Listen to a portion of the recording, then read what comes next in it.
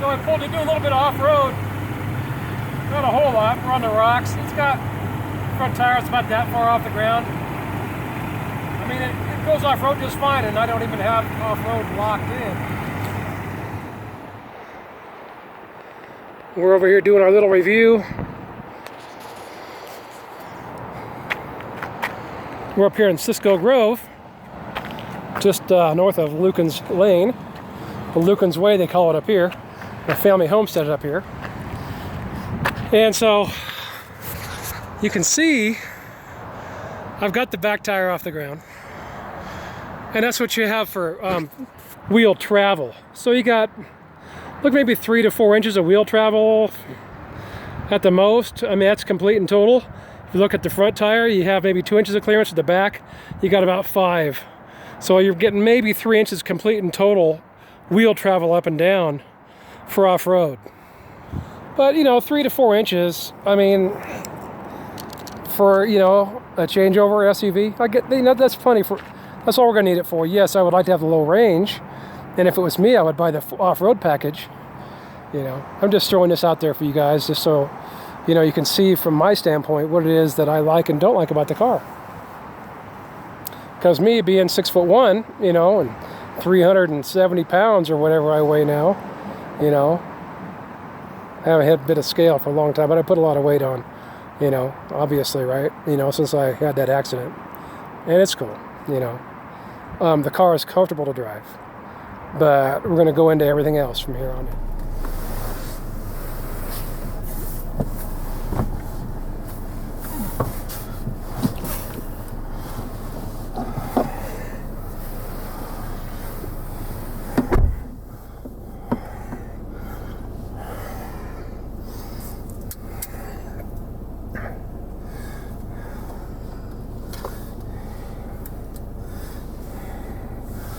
Okay, it's dusk, and I'll turn the outside lights off.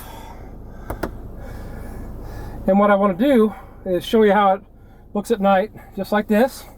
I know you can't see the tachometer all the way until I get moving, but you got your brightness setting.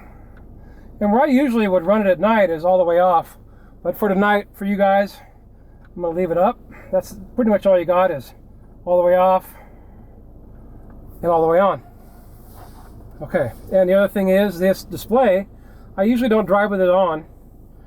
This is a rental, I just found it the other day, but I'll show you why as we're going. What I'm going to change that first is hit dynamic select here on the dashboard and just take it into sport mode. Because pretty much, I mean, comfort mode and sport mode, as far as the feel goes, you can't really tell the difference going on a straightaway. In the corners, in speed mode, it straightens you out, where in comfort mode, you're going to lean out with the corners. If you're going to the left, you're going to lean a little bit to the right. It's just not as comfortable. Okay, so we got the display up and running. And I'm just going to put that on. My problem is no matter what I'm doing, is when I'm driving, my leg keeps hitting the button that changes all the vehicle settings, so the screen just starts going around and around and around once I get on the highway. It's kind of a distraction, and so I just turn the screen off. But for tonight, right now, we're doing good. Got my brights on. Oh, there's a deer right there. Look at that. Look at that little fawn. Now that was cool, you know. And yeah, I could have stopped faster. I could have slammed on the brakes. I could have avoided it, but I chose to do it that way for you guys so you can see how fast it brakes. That's so you can notice the road noise, you know, also right here. And this isn't bad. We're on the back road. You know, we're doing 45, 50, 55.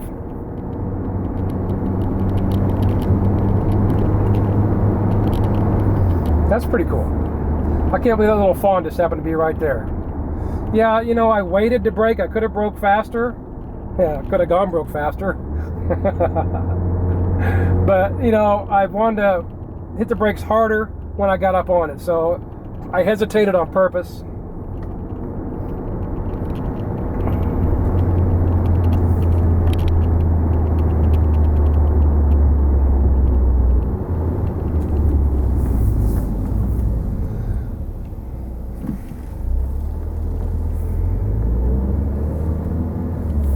It is a good straightaway.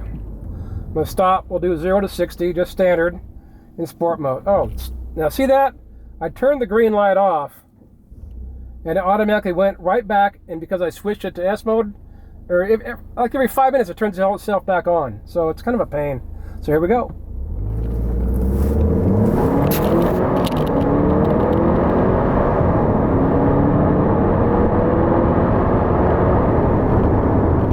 Okay, that was fast enough, and I don't want to speed. It's 55 on here, so that's legal enough. So yeah, it handles really well. Yeah, you're rolling around a little bit on the camera, but I got the camera as secure as I can get it, just on my tripod sitting behind me. Okay, now we're back in vehicle settings.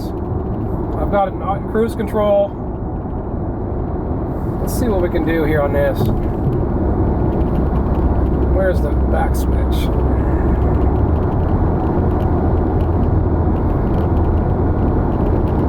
Yeah, we'll go to vehicle. It's weird, I've had it do all kinds of things. Let's just put it on consumption. How about just right there?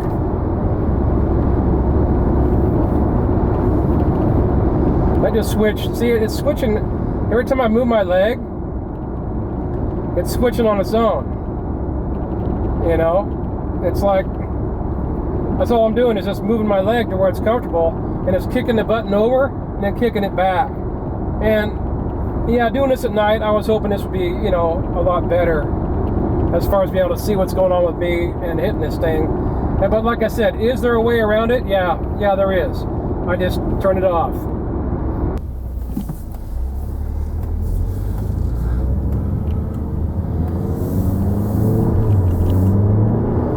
Yeah, it's kind of sluggish at first, but once it kicks in, it's good. And if I was to do this in manual, in first gear, well, we can try that. We'll do that right now. I'll go to manual mode, and we'll see what it does. I'm not saying I'm going to go to 60 from here, but let's pull over. Okay, manual mode.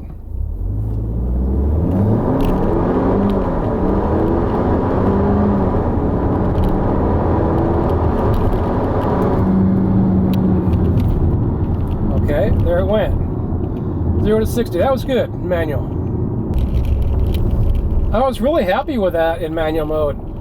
You know, most of the time, or a lot of times when you have your paddles on the shifter, it's really sluggish, and that actually kicked in really fast. So yeah, I'm really happy with the manual shifter on that.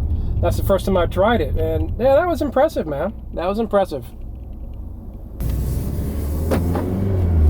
You know, on the other reviews, I've seen people talk about the you know, the blind spot here with the bar next to me.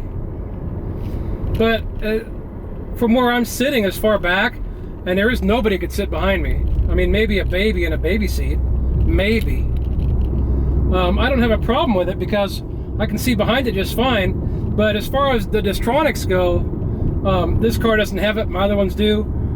Distronics is what you want. That's the automatic. I did notice that I don't want to do again, because I don't feel like driving to Reno, is where the snow, they have the lines about every half an inch carved down the road.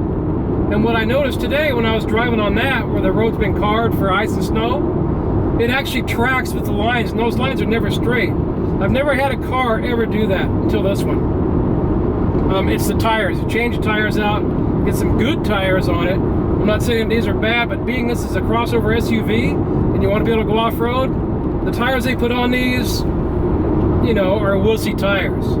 I couldn't even drive in the snow with these, you know, without having a problem. The other thing, you know, when I'm driving at night, I like driving it like this, or I'll have the brights on. But what I usually do is I drive it with the lights dimmed down and everything turned off. That way I have a complete and total view of what's going on outside.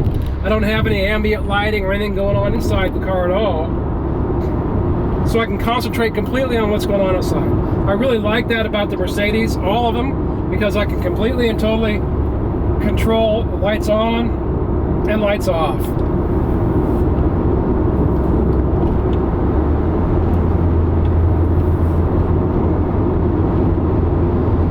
In Rockland, at Mercedes-Benz of Rockland, where I go, and pretty much, you know, all of the Van Housen Mercedes, they treat you like kings. You know, I went in there to buy the SL when I bought it here a couple years ago. I walked in, I told them what I wanted, we looked at it, they brought one down, it was perfect for me, it had all the options. They gave me the keys and said take it home for the weekend. I mean, where else, what other brand of car, what other place is just going to go ahead and throw you the keys to a $120,000 car and say just take it for the weekend, go ahead, check it out. You know? I mean, and when it comes to service and everything else, Van Housen is just great. I have nothing but the best upon the best of different things to say. For all the different things I've had my cars taken in for, you know, I haven't had any issues with any of the people in service whatsoever. And that right there is a big selling point. I walk in there, you know, they give me tea or whatever, they got their Starbucks in there. You know, if I ask them for a hat or something, they go, oh, here you go, Reed, take it for free. I mean,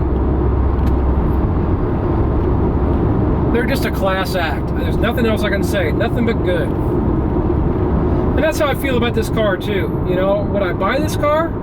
No. I would buy the AMG because, you know, I'm a spoiled pig and I like that 400 horsepower. It may not get 400 horsepower, you know, even with the AMG, it's like 380, 390, 395, I don't remember, it's right in that area. But that's more than enough. I mean, my SL has, you know, 390 somewhere in there, so that would make me happy. And the other thing that I would get is the off-road package. So I actually have a lower gear. If it had the four-wheel drive package and the aromatic suspension that could lift up, you know, lift itself up another 2 inches, yeah, that would be different. But this one doesn't have it. This is your base model. Doesn't have all the options. These two holding the camera. This is, of course, during the day. And I know what I said yesterday, but anyway, yeah, let's turn it around here. And this little button continues to constantly come on. I mean, that needs to just be twirl shut off. That's one thing I don't like. The other thing up here is the constant red light because they have the compass in there. I just get it without the compass. That's an option you can do. One of the other things is up here is this button right here, and you can't really tell. Maybe I should have done it at nighttime. If you turn it to the right, it shuts off all the lights when you have the car door open. Makes it nice. So now that our lights are on, as you can see, the light went out there. And now because I have the door open, it works. So you could either turn it off so at nighttime you don't have any lights and all in the car when you're getting out, or you can turn it on, or then you can turn it all the way over here to the left here to have power and turn the lights on when you're in the car. Then this one here does the backlight, and you got your two reading lights here, glasses case here. I'm not going to do a complete and total review of the whole thing because there's plenty of videos on YouTube showing you what's what. Those two buttons are the most important, and you have your other two buttons I haven't seen mentioned. Down here, this is your side lights, which is basically where you can see farther out on both sides, that I showed you last night, and then your fog lights. And the other thing is you can't turn the lights off totally. You can turn them here, which will give you marking lights.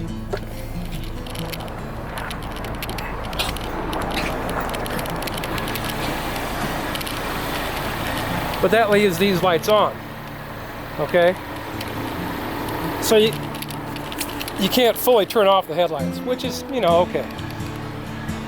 But anyway, this is a quick review for you guys, and maybe it showed you some things you didn't know. I'm telling the truth about things like the clearance for the people in the back seat. Yeah, it's there.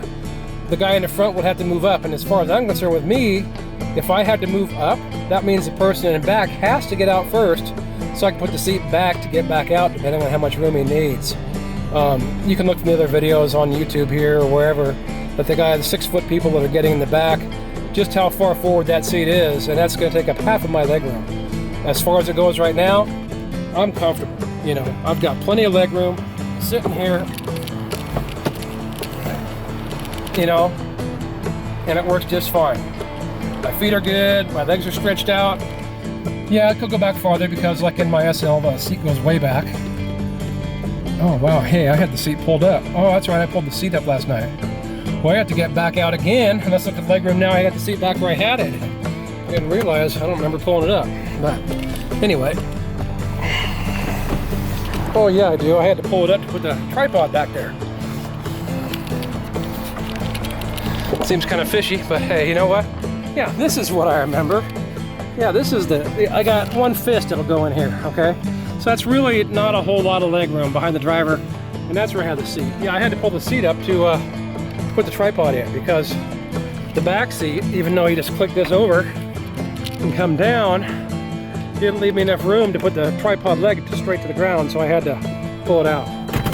Anyway, that's it.